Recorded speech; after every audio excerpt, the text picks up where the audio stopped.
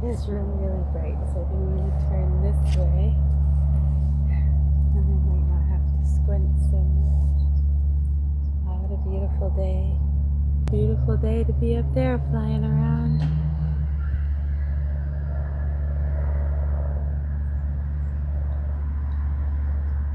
Can't see them. They're invisible. Must be one of those planes that are invisible to the camera.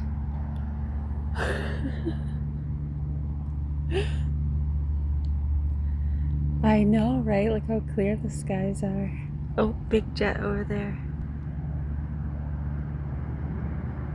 See the jet.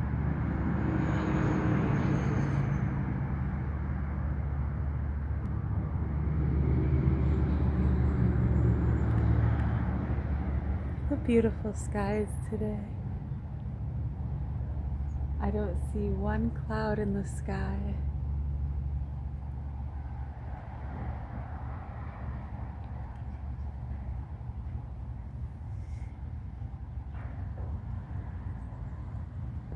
Beautiful. Alright, get this. Good. I'm going to do a little bit of reading. There we go. Oh yeah, that's way better.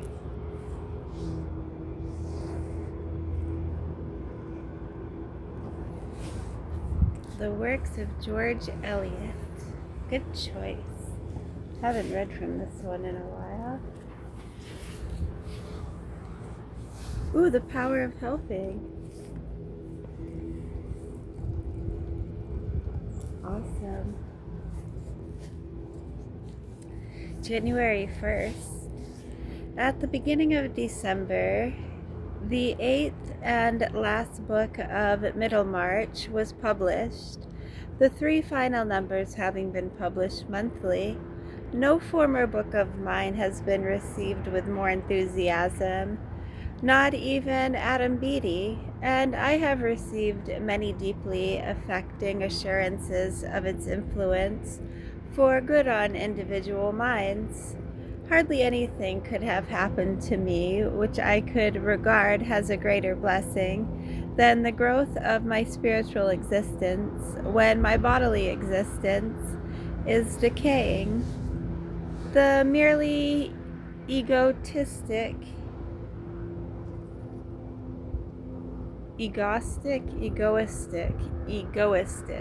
the merely egoistic satisfactions of fame are easily nullified by toothache, and that has made my chief consciousness for the last week. This morning, when I was in pain and taking a melancholy breakfast in bed, some sweet-natured creature sent a beautiful bouquet to the door for me, bound around with the written wish that every year may be happier and happier, and that God's blessings may ever abide with the immortal author of Silas Marner. Happily, my dear husband is well and able to enjoy these things for me. That he rejoices in them is my most distinct personal pleasure in such tributes. Your affectionate greeting to me and Mr. Lewes was very sweet to our feelings. We found it on our return from the country, where we had been to spend our Christmas. Unhappily, I brought back a sad face ache from cold, which has since turned into a sore throat, and has kept me a dolorous prisoner, occupied chiefly in bearing pain. This is my small share of the world's sorrow. In all other respects, we are as happy as even your generous regard could desire us to be. For Mr. Lewis's health is just now untroubled, and with those who are nearest to us all is well. Until this evening, I have not felt equal to writing even a brief note, but now that I am a little relieved, my first desire is to thank you for a whole year's sympathy, of which your last letter was the closing chord. I trust that it will always be a satisfactory thought to you that you came has a cheering, faith-creating influence to me when I was writing Middlemarch. Is this still going? Yep. When I was writing Middlemarch, under all the obstructions of feeble health, occasionally even of illness, that made me fear at least. Hello, Mr. B, again. Good time to go inside anyways. What? No, I'm gonna finish reading inside. No, I'm not gonna let a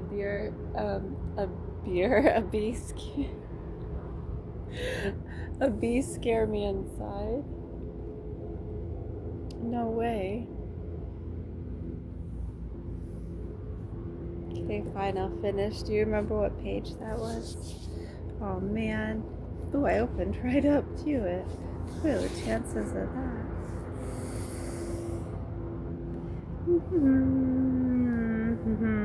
Sympathy, closing chord. I trust that it will always be a satisfactory thought to you that you came has a cheering, faith-creating influence to me when I was writing Middlemarch. Under all the obstructions of feeble health, occasionally even of illness that made me fear at least I should never be able to carry out my conception, always a letter from you gave me proof that I had made myself understood and that no care to say the right word would be thrown away. Amid all the irremediable trials of existence, men and women can nevertheless greatly help each other. And while we can help each other, it is worthwhile to live. Let it increase your confidence in this sort of value, which your life may always have, that you have really helped me simply by writing out your thoughts and feelings to me. A week or two ago, I had a letter from some corner of London beginning, I am a lawyer's clerk, young and poor and ignorant, and ending with a prayer for a cheaper edition of Middlemarch, but not too cheap. Lest paper and print should be bad, and men of the writer's class were willing to pinch for the sake of paying for a book they wanted. You may imagine that I am more encouraged by such a letter than by many laudatory notices. Alright, and then another great request. Thank you. I haven't read from this one in a while. I love this book series. We did one from this series recently, but not this book. This is a life science library. Giant molecules. Ew, a booming broad of synthetics. Oh, sheets of synthetic shoes.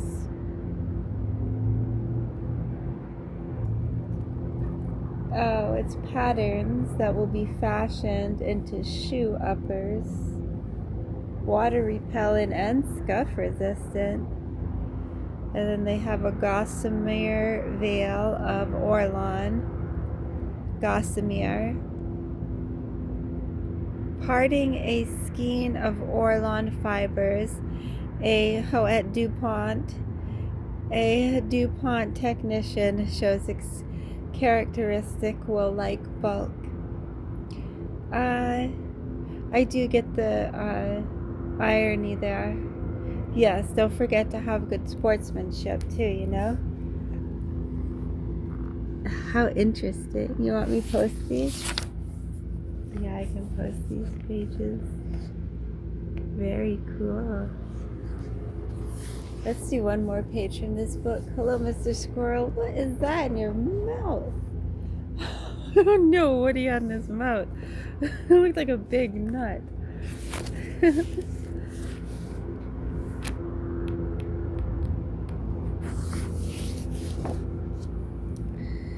Adapting Teflon to peace. With the end of the war, experimentation, page 148, with the end of the war, experimentation began to seek ways of putting Teflon's extraordinary properties to wide peacetime use.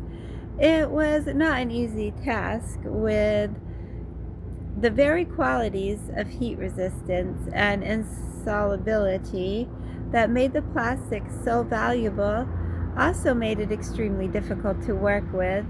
Unless it could be modified and new methods could be found of handling it, Teflon would remain nothing more than an expensive, strategic material.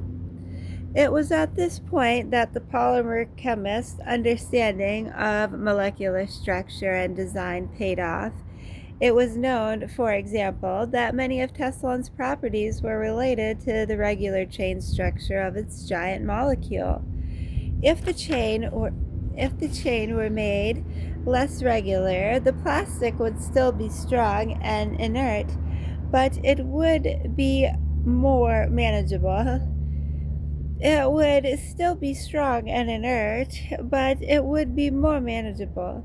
It would have a somewhat lower melting point and would show less tendency to crack when it hardened. To produce this less regular chain, chemists designed a copolymer combining tetrafluoroethylene with another fluorocarbon gas.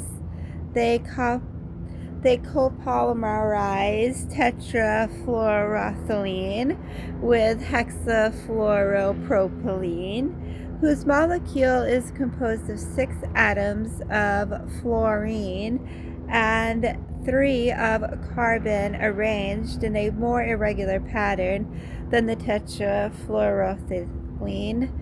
The resulting giant molecule, called Teflon FEP, is finding increasing use in the engines of automobiles, jet planes, and rockets, where its resistance to oils and heat gives it advantages over any conventional material in gaskets, insulators, and shock absorbers.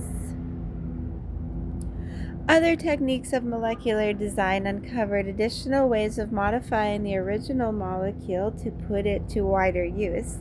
By creating a fluorocarbon-containing molecule derived from a fluorinated acid, chemists have produced a liquid coating which, when applied to paper and fabrics, keeps them free of oil and water stains. The acid end of the hybrid fluorocarbon molecule reacts with the paper and fiber molecules and therefore sticks to them. But because the fluorocarbon end of the hybrid does not react with other molecules, it resists combining either with the paper or fiber or with oily or watery liquids. Thus, the hybrid molecule provides a sticky side, which adheres to the material it is protecting, and a non-sticky side, which wards off oil and water. Marketed under such trade names as Scotchgard and Zeppel, this substance forms a stain-proof coating on upholstery fabrics, raincoats, and slipcovers. This substance forms a stain-proof coating on upholstery fabrics, raincoats, and slipcovers. Next is high-flying rubber. Ooh, that sounds interesting. I'll post these pages. The spandex molecule, the non-woven fabric. Ooh, look at that. The shorthand of chemistry. The toughest plastic. The 4.5-pound hammer rests on a 1/4-inch thick slab of Lexan above, which resists the dead weight and gives harmlessly under the hammer's blows.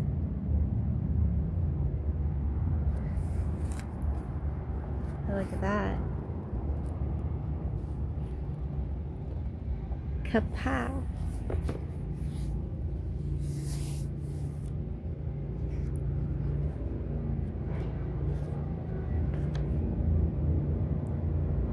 A filmy wall that breathes.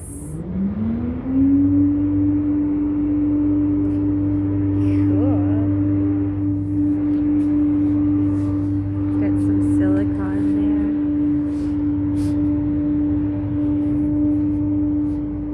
there. You're welcome. I'll post these pages. Only a bird in a silicone cage. What in the world?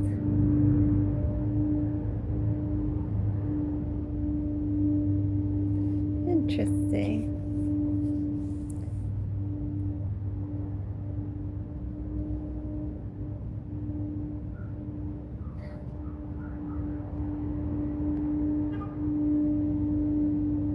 A film of many talents. Stop in a fastball.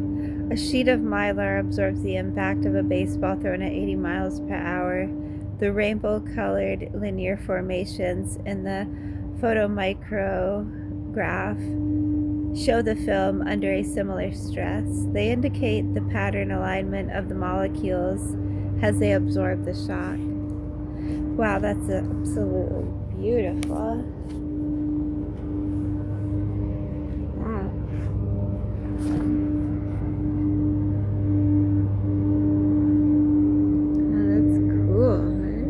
Look at that. That looks awesome. Alright. We'll read some more in a little bit. I'm trying to look for the button. Oh, there it is.